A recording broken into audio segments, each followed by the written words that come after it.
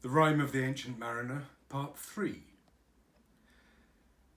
There passed a weary time, each throat was parched, and glazed each eye.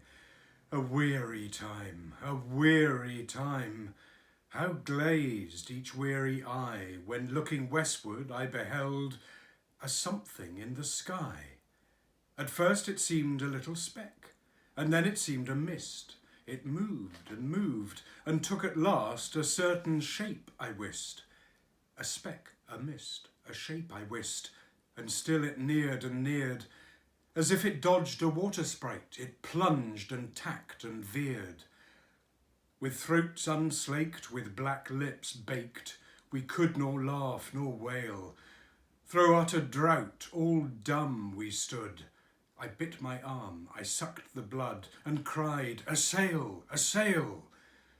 With throats unslaked, with black lips baked, agape they heard me call.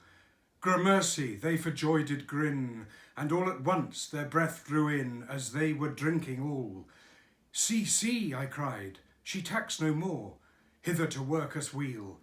Without a breeze, without a tide, she steadies with upright keel." The western wave was all aflame, the day was well nigh done. Almost upon the western wave rested the broad bright sun, when that strange shape drove suddenly betwixt us and the sun. And straight the sun was flecked with bars, Heaven's mother send us grace, as if through a dungeon grate he peered with broad and burning face. Alas, thought I, and my heart beat loud, how fast she nears and nears. Are those her sails that glance in the sun, like restless gossameres? Are those her ribs, through which the sun did peer, as through a grate? And is that woman all her crew? Is that a death? And are there two? Is death that woman's mate? Her lips were red, her looks were free, her locks were yellow as gold. Her skin was as white as leprosy.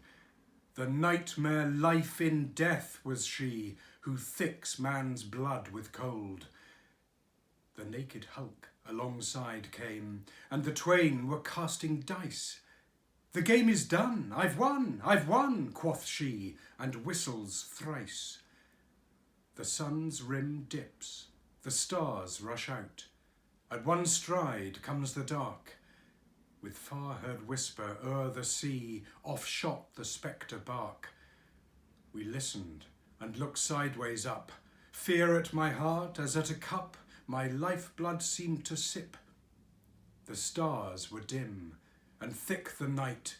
The steersman's face by his lamp gleamed white. From the sails the dew did drip, till clomb above the eastern bar the horned moon, with one bright star within the nether tip. One after one, by the star-dogged moon, too quick for groan or sigh, each turned his face with a ghastly pang, and cursed me with his eye. 4 times 50 living men, and I heard nor sigh nor groan. With heavy thump, a lifeless lump, they dropped down one by one.